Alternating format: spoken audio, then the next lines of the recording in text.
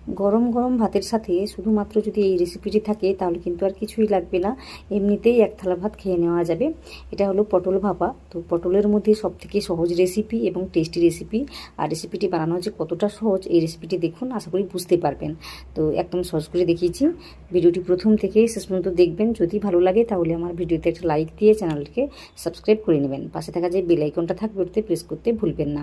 আর comment করে জানাবেন আজকের রেসিপিটি কেমন হয়েছে। তাহলে চলুন ভিডিওটি শুরু করে দিই। তো সবার প্রথমেই নমস্কার, কেমন আছেন সবাই?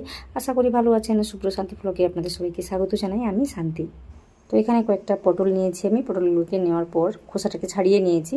তো এখানে একটা পটল আমি দেখিয়ে দিয়েছি, কারণ আগের দিন আমি একটা রেসিপি দেখিয়েছিলাম, ওই যে কুদরির রেসিপি। তো ওটা দেখে না, বিশেষ করে আমি কেটে নিয়েছিলাম, তারপর রান্না করেছিলাম। তো ওটা দেখে অনেকে আমাকে জিজ্ঞেস করেছিল যে এই সবজির নামটা কি। তো তাই আজকে দেখিয়ে দিলাম। তো এটা হলো পটল। তো এটার সঙ্গে আমি কি করেছি, একটু লবণ আর হলুদ দিয়ে সেদ্ধ করে নিচ্ছি। ওই 5 মিনিটের জন্য সেদ্ধ করে নিলেই হবে। তো ততক্ষণে আমি কি করেছি, আমি একটা মশলা তৈরি করে নিচ্ছি। এখানে আমি নিয়েছি 3 চামচের মতো পোস্ত দানা আর 2 চামচের মতো সরষে। তো আপনারা চাইলে কালো সরষেটাও নিতে পারেন। তো আজকে আমি সাদা সরষেটাই নিয়েছি। 2 চামচের মতো সাদা সরষেটাকে নিয়েছি। নেওয়ার পর এখানে আমি ওই যে 4টে কাজু বাদাম দিয়েছি, যে কোনো বাদাম হলেই হবে। তো আজকে আমি কাজু বাদাম নিয়েছি। তারপর দুটো ওই যে কাঁচা লঙ্কা দিয়েছি, আর একটা বড়ো মাপের পেঁয়াজ দিয়েছি। তো পেঁয়াজটা দিতেও পারেন, আবার নাও দিতে পারেন। আমি আজকে একটু দিয়েছি। দেওয়ার পর 2 চামচের মতো জলটাকে দিয়েছি। দিয়ে না সুন্দর করে পেস্ট বানিয়ে নিচ্ছি। তো এখানে পেস্টটাকে আমি বানিয়ে নিয়েছি। তো ওইদিকে কী হয়েছে, 5 মিনিট হয়ে গিয়েছে। 5 মিনিট পরেই কিন্তু পটলটা একদম সফট হয়ে গিয়েছে। তো এটাকে আমি নামিয়ে নিচ্ছি। পটলের সবথেকে সহজ রেসিপি কিন্তু এই রেসিপিটি। খেতে কিন্তু দুর্দান্ত লাগে। এই একটি রেসিপি থাকলেই কিন্তু আর কিছুই লাগবে না। এটা দিয়ে কিন্তু এক থালা ভাত নিমেষেই খাওয়া যায়। ভীষণই টেস্টি একটি রেসিপি। আশা করি আপনাদেরও ভালো লাগবে। রেসিপিটি দেখবেন, যদি ভালো লাগে সেটা কিন্তু কমেন্টে জানাবেন। আপনাদের কমেন্টের আশায় থাকি, তো অবশ্যই একটা কমেন্ট করে জানাবেন। তো এখানে কি করেছি, ওই যে আগে থেকে মশলাটাকে বেটে রেখেছিলাম, তো ওটা আমি দিয়েছি, একটু জলও দিয়েছি। তো মশলাটাকে দেওয়ার পর এখানে আমি কি করেছি, অল্প করে একটু হলুদ দিয়েছি। তারপরে যে পরিমাণটা বুঝে শুনে লবণটাকে দিচ্ছি, কারণ আমি আগে থেকে লবণ দিয়ে ওই পটলটাকে সিদ্ধ করে রেখেছি। তো ওটা বুঝে শুনেই দিচ্ছি। তারপর যেটা দিয়েছি সেটা হলো 1 চামচের মতো চিনি। তো এটা অবশ্যই দেবেন, দিলে কিন্তু খেতে ভালো লাগে। তো এটা দেওয়ার পর না ভালোভাবে মিশিয়ে নিতে হবে।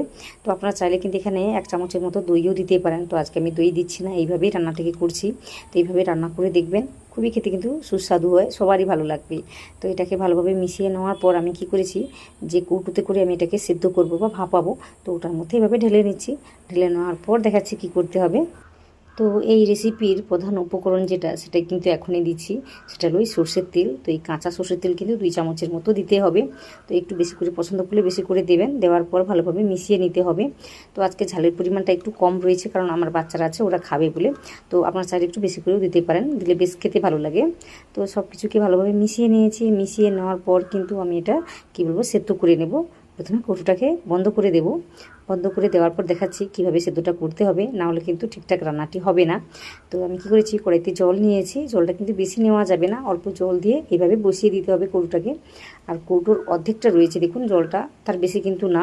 তো এইভাবে জলটাকে রেখে কিন্তু রান্নাটাকে করতে হবে, না হলে কিন্তু কৌটোর ভিতরে জলটা ঢুকে যাবে বা কৌটোটা উল্টে যাবে। তো অসুবিধা হতেই পারে। তো বুঝে শুনে কাজটি করবেন। তারপর এটাকে এইভাবে ঢাকা চাপা দিয়ে 10 থেকে 12 মিনিটের জন্য লো বা মিডিয়ামে রেখে রান্নাটিকে করে নিতে হবে। তো এখানে আমি কি করেছি, লো আর মিডিয়ামের মাঝামাঝি রেখে রান্নাটিকে করেছি ওই 12 মিনিটের জন্য। তারপরে দেখাচ্ছি কি করেছি। তো এটাকে আমি কী করেছি, ওই অবস্থাতে রেখে দিয়েছি ঠান্ডা করে নেওয়ার জন্য। তো এখানে পুরোপুরি ঠান্ডা হয়ে গিয়েছে। তারপর খুলে দেখাচ্ছি আপনাদের কীভাবে জিনিসটা তৈরি হয়েছে। তো তার আগে দেখিয়ে দিচ্ছি।